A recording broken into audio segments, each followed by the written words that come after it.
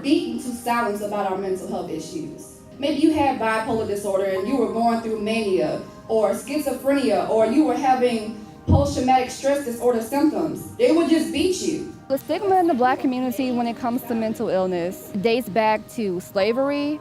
It made us become silent, so I figure that's where a lot of the stigma started, of us not being able to speak up about our mental health issues. A lot of the Black community feels that mental illness is the ultimate weakness. I've heard that you're weak, or it's just in your head, you're supposed to be stronger than that. It's just a white man's disease. I've heard all this stuff growing up.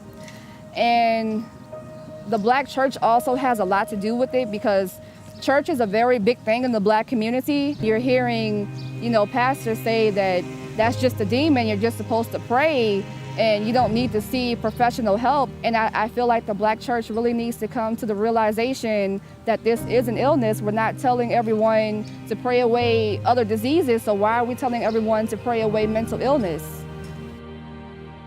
So my pastor is great, because as I figure, he doesn't know everything that there is to know about mental illness, but he's open to learning more. I remember the time when I tried to take my life, and I asked him to pray for me and everything, and that I was thinking about going to get some professional help as well. He didn't tell me that I shouldn't go and see a therapist. He didn't tell me it was wrong, that I don't believe in God enough. He was like, if you need to go, go. Pastors like him are setting the example in the Black church that, yes, you can pray, but you can also see a therapist too. That's how it should be. When Jasmin came and talked to me about it, and I felt like God trusted her with so much, and it just overwhelmed her, and she just needed somebody to come and coach her along. And I was privileged enough to do that. She has helped me more than she knows.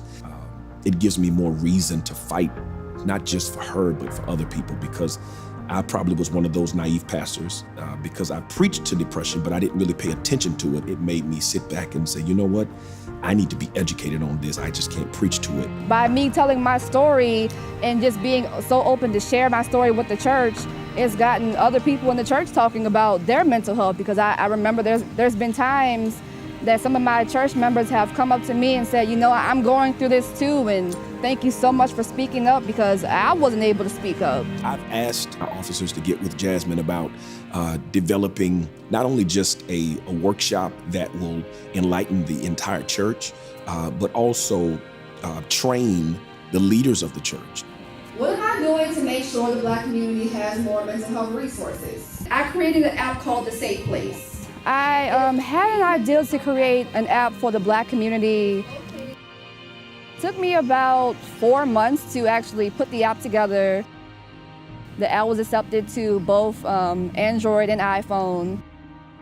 Within the app, there's Black mental health statistics, there's self-care tips, there's mental illness descriptions, there's self-assessment questions, there's videos, there's articles, and we also have a group forum where the Black community can go and find mental health professionals. There's nonprofit resources, and I'm also collecting information from Black therapists around the United States, so it'll make it easier for the Black community to find somebody in their area.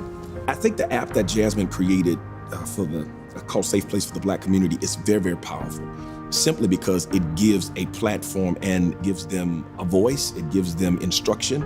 I know a lot of people have downloaded it right here in the church. I remember when we got up and talked about it, I downloaded it. That app has been a blessing to many, and I believe it'll be a blessing even more. So this is Palmer Park. I've been coming here for years. I can actually tell you a story about this tree that I'm sitting on. So the first time I sat on this tree was not a good time. The first time I sat on this tree was on the other side, and this is where I came to overdose, and nobody was here. I just came here. I was feeling very down. I didn't want to live anymore. I was 20 years old. So every time that I come back to this tree now, it's a reminder of how far I've come. The depressed young woman who was 20 years old and wanted to die and came here to kill herself, and then now sitting on the other side of this tree, and it's like I've made a complete turnaround. I'm now, talking about mental health. I'm okay about seeing help if I need to go see help. It's like I've made a complete turnaround. So now I can look at this tree and say, look how far I've come.